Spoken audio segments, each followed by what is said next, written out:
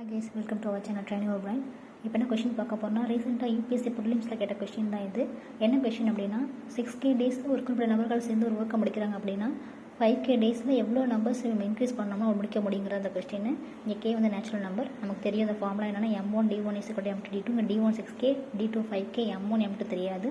So cancel பண்ணி நமக்கு வரும்போது என்ன கிடைக்குது அப்படின்னா M2 6 M1/5 கிடைச்சிருது. இன்க்ரீஸிங் பர்சன்டேஜ் எப்படி கண்டுபிடிக்கலாம் அப்படின்னா final value minus initial value by initial value into 100% போட்டோம் அப்படின்னா நமக்கு அந்த வேல்யூ கிடைக்கும்.